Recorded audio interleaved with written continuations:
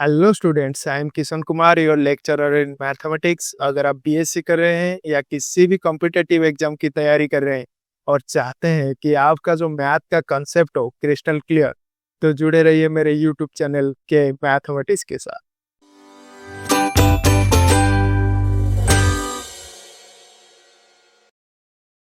तो आज का जो टॉपिक है volume of solid of revolution by disc and washer method.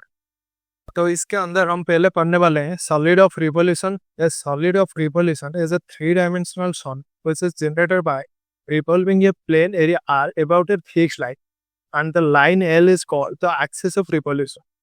तो जैसे कि हम नीचे फिगर में देख सकते हैं, ये जो रेक्टेंगुलर प्लेन है R, अगर ये L एक्सिस के अलोंग रिवॉल्व करेगा, ये जो एक्सिस है L, तो ये एक सिलिंड्रिकल सॉलिड फॉर्म करेगा। सिमिलरली अगर ये सेमी सर्कुलर प्लेन रिवॉल्व करेगा अलोंग द एक्सिस एल, तो ये एक स्फेरिकल सॉलिड फॉर्म करेगा। सिमिलरली अगर एक ट्रायंगुलर प्लेन रिवॉल्व करेगा अलोंग द एक्सिस एल, तो ये एक कोनिकल सॉलिड फॉर्म करेगा। नेक्स्ट जो है volume of a solid of revolution.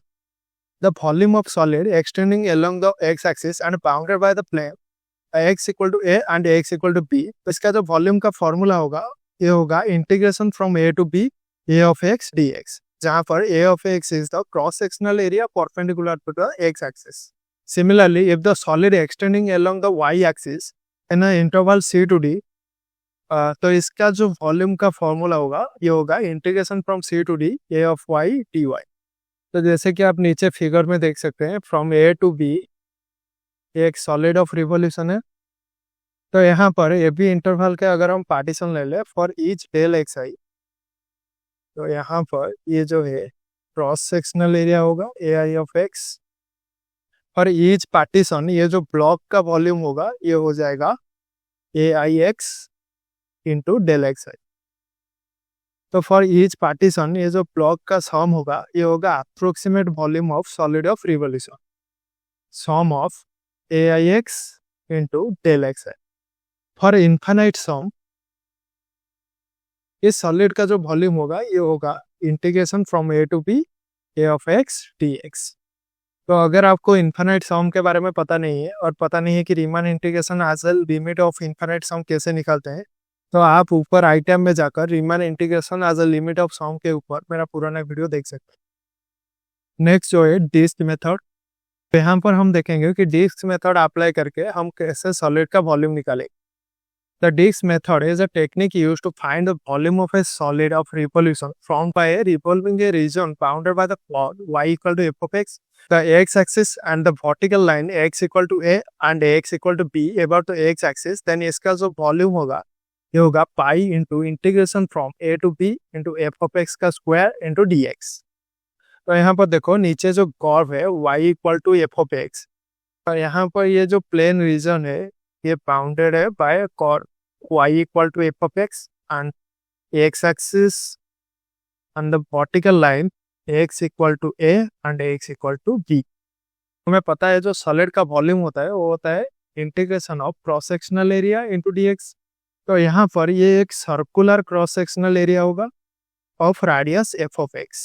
यहाँ पर ये जो क्रॉस सेक्शनल एरिया होगा, ये हो जाएगा पाई आर स्क्वायर, यानी r की जगह पर हम पुट कर लेंगे f of x, pi f of x का स्क्वायर।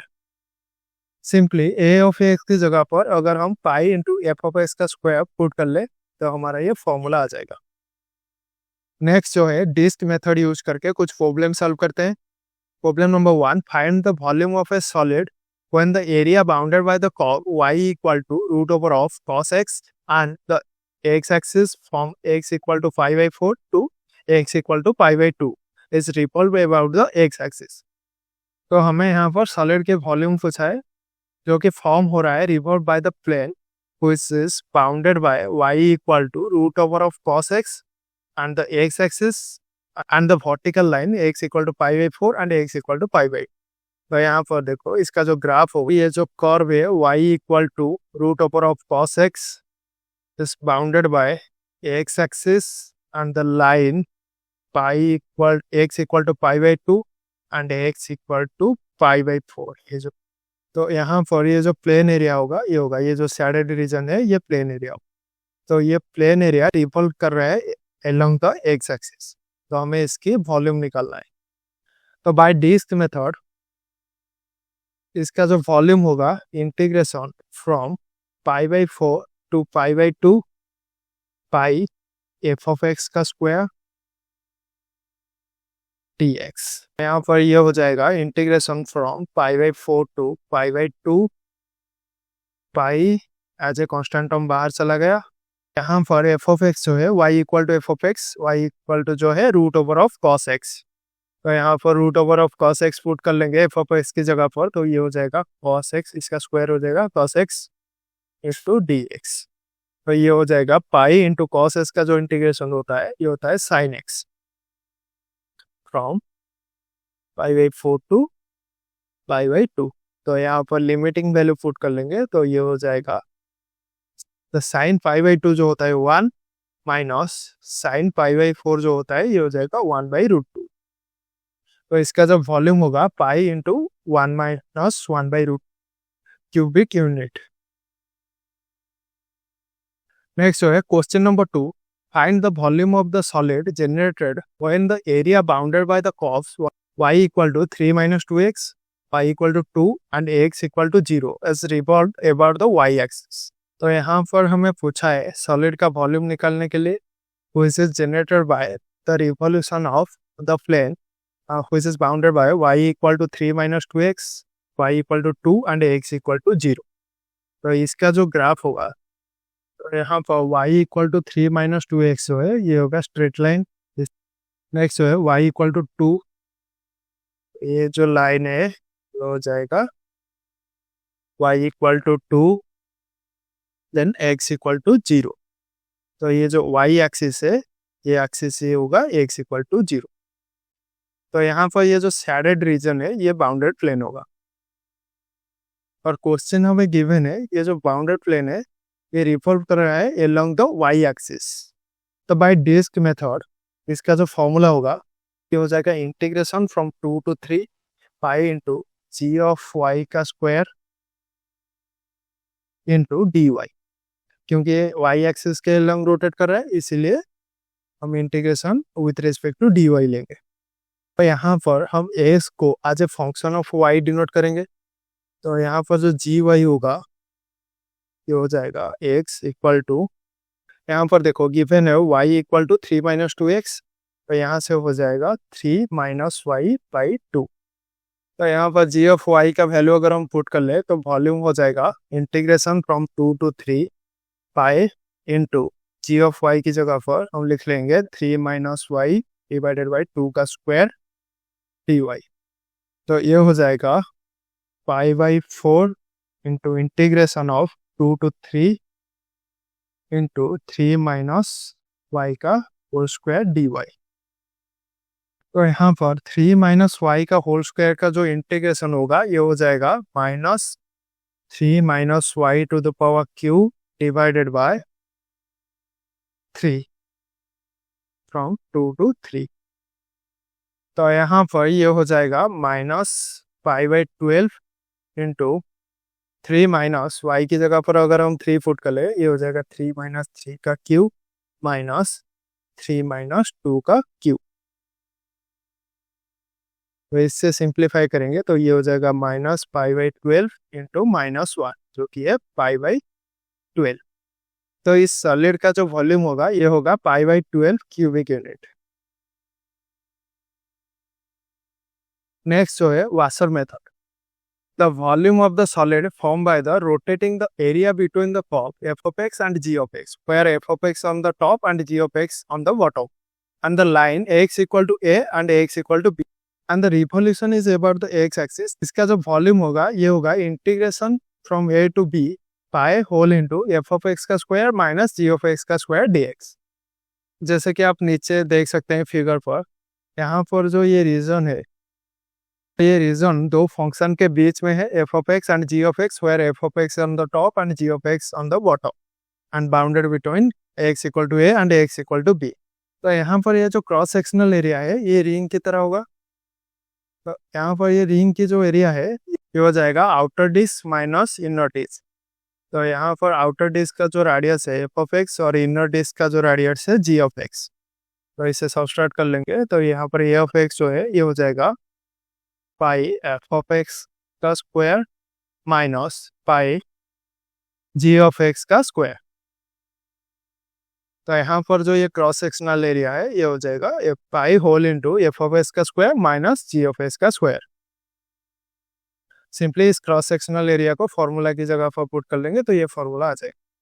वासर मेथड यूज करके कुछ प्रॉब्लम सॉल्व करते हैं। Problem number 1, using the washer method determine the volume of the solid obtain when the region is enclosed by the curve ax equal to root y and ax equal to y by 4 is revolve about the x axis.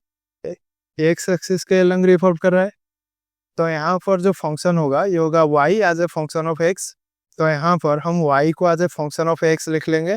यहाँ पर जो first function है x equal to root y तो ये हो जाएगा y equal to x square and x equal to y by 4 ये हो जाएगा y इक्वल टू 4x।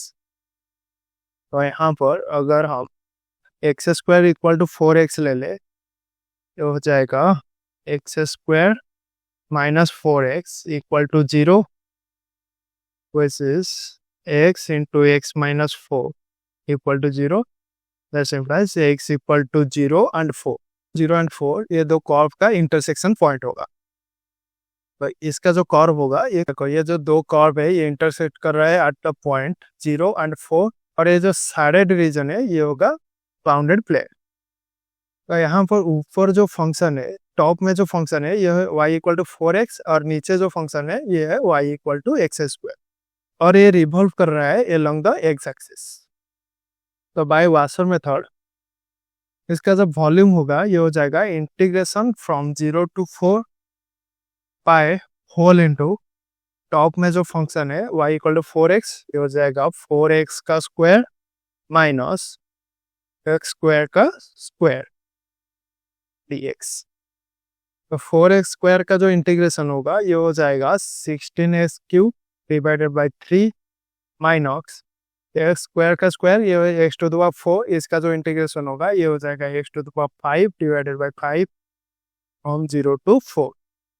तो यहाँ पर अगर हम लिमिटिंग वैल्यू पुट कर ले तो ये हो जाएगा 16 इंटू 4 का क्यूब जो है हो जाएगा 1024 divided by 3 minus 4 to the power 5 जो होगा ये हो जाएगा 1024 डिवाइडेड बाय 5।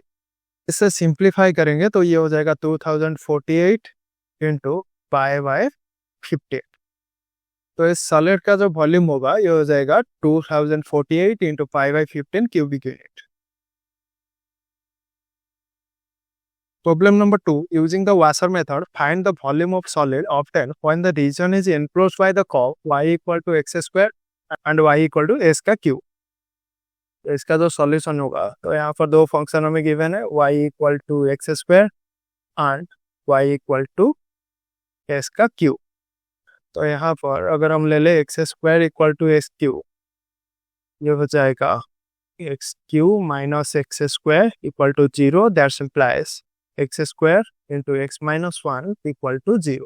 तो यहाँ पर एस की जो वैल्यू होगा 0 एंड 1। तो यहाँ पर 0 एंड 1 जो है ये दो फंक्शन का इंटरसेक्शन पॉइंट है।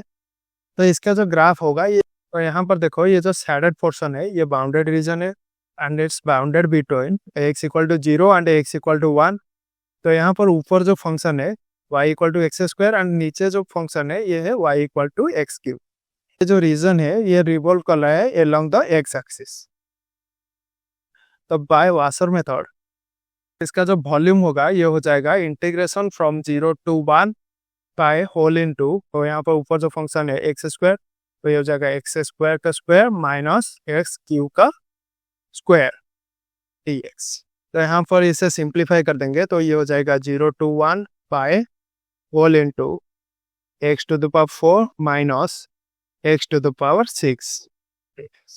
इसका जो इंटीग्रेशन होगा ये हो जाएगा pi whole into x to the power 4 का जो इंटीग्रेशन होगा ये हो जाएगा x to the power 5 divided by 5 minus x to the power 6 का जो इंटीग्रेशन होगा ये हो जाएगा x to the power 7 divided bye 7 from 0 to 1। Limiting value put कर लेंगे तो ये हो जाएगा पाई इंटू 1/5 माइनस 1/7।